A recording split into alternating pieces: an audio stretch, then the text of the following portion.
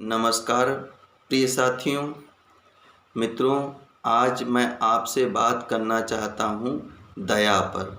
मित्रों, जब कोई कष्ट में हो और एक व्यक्ति उसके कष्ट को दूर करने के लिए तुरंत अपना हाथ आगे बढ़ाए तो वह व्यक्ति दयावान कहलाता है।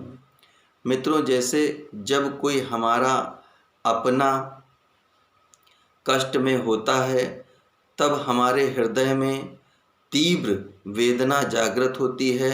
वह अपनों के स्नेह बंधन के कारण होती है। जैसे हमारा पुत्र कष्ट में हो तो हम उसके कष्ट को दूर करने के लिए तुरंत प्रयासरत हो जाते हैं।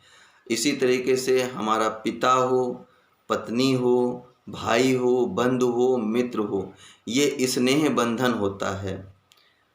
स्नेह बंधन के कारण हम क्या करते हैं, उसके कष्ट को दूर करने का प्रयास करते हैं। किंतु जब कोई व्यक्ति जिससे हमारा कोई मतलब नहीं है लेकिन हम उसके कष्ट को दूर करने के लिए तत्पर हो जाते हैं तो ये मित्रों दया होती है। अब मैं यहीं पर एक बात कहना चाहता हूँ। अधिकतर प्रायः ये देखा गया है कि बरसात के मौसम में ये घटना बहुत अधिक होती है। लोग फिसलते बहुत हैं। अब जब लोग फिसलते बहुत हैं तो ये होता है कि अचानक फिसल करके कोई गिर गया बरसात के मौसम में तो लोग हंसने लग जाते हैं। जो लोग हंसते हैं समझ लीजिए कि वही निर्दयी हैं और उस फिसल करके गिरे हुए व्यक्ति को उठाने में जो गंभीरतापूर्वक मदद करते हैं समझ लीजिए वही दयावान हैं। और इसके साथ साथ मैं दूसरी बात कहना चाहता हूँ। एक विसंगति मैं देखता हूँ, उस पर भी मैं आपसे बात करना चाहता हूँ। मित्रों, कुछ व्यक्ति मैंने देखा है कि पशुओं के प्रति बहुत दयावान होते हैं किंतु इंसानों के प्रति दयावान नहीं होते हैं। कोई इंसान यदि भूखा है, परेशान है, किसी प्रकार की परिस्थितियों से घिरा हुआ है तो वे लोग उसकी मदद नहीं करते हैं, किंतु पशुओं की मदद, पशुओं पर दया अधिकतर दिखाते हैं। तो मित्रों, ये मेरी समझ में नहीं आता है कि मतलब जहाँ पर मनुष्य को दया की ज़रूरत है वहाँ पर हम पशुओं के प्रति दया दिखा रहे हैं। तो ये मेरी बात समझ में नहीं आती है। और आए दिन आप देखते हैं बहुत से मनुष्य मूलभूत सुविधाओं के न मिलने से मृत्यु को प्राप्त हो जाते हैं। अधिकतर अपने देश में कुपोषण की समस्या बहुत ज़्यादा है और भूखमरी के कारण बहुत लोग मर जाते हैं। और इसी के साथ दूसरी जगह बहुत लोग मनुष्यों के प्रति दयावान हैं लेकिन पशु पक्षियों के प्रति बहुत क्रूर हैं।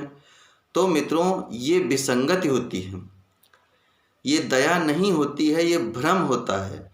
मित्रों, जहाँ पर हमें जिसकी सहायता की ज़रूरत है हम उसकी सहायता करें। जहाँ पर हमें मनुष्यों की सहायता की ज़रूरत है वहाँ पर हम मनुष्यों की सहायता करें। जहाँ पर हमें पशु और पक्षियों के प्रति दया दिखाने की ज़रूरत है हम वहाँ पर पशु और पक्षियों के प्रति दया दिखाएं। तब जा कर के हमारा दया का भाव व्यापक होता है। अन्यथा तो हम स्नेह बंधन के कारण या जो हमारी परंपरा में हमें किसी ने बताया हम बस उसी पे चले जा रहे हैं, अपने मस्तिष्क को नहीं इस्तेमाल कर रहे हैं। और तीसरी बात मित्रों, पक्षपात। प्रायः ये देखा गया है कि एक संप्रदाय के लोग अपने संप्रदाय के व्यक्तियों के कष्ट को दूर करने के लिए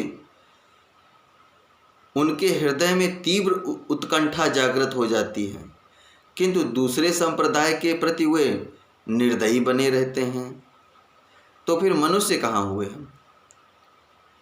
तो मित्रों, मुझे ये विसंगति मालूम दी और इस विसंगति की मैंने आपसे चर्चा करी है। मेरा यहाँ पर कहने का तात्पर्य ये है कि जहाँ पर हमें जैसी दया की आवश्यकता है, हम उसका उपयोग उसी के अनुसार करें। जहाँ पर मनुष्य को दया की ज़रूरत है, हम वहाँ मनुष्य की सहायता करें। जहाँ पर पशु पंछियों को दया की ज़रूरत है, हम वहाँ पशु पंछियों के प्रति अपनी दया दिखाएं और उसका कष्ट अपनी क्षमता के अनुसार उसका कष्ट दूर करने का प्रयास करें। इसी के साथ में संप्रदाय से हटकर, चाहे वो किसी भी वर्ग, जाति या संप्रदाय का व्यक्ति है, अगर जो कष्ट में है तो हम उसके कष्ट को दूर करने का प्रयास करें अपनी क्षमता के अनुसार। तब इसके बाद हम मानवता की बात करें। तो मित्रों, मेरा आपसे ये कहना है कि दया का जो चिंतन है उसे भी व्यापक रखने की आवश्यकता है हम लोगों को।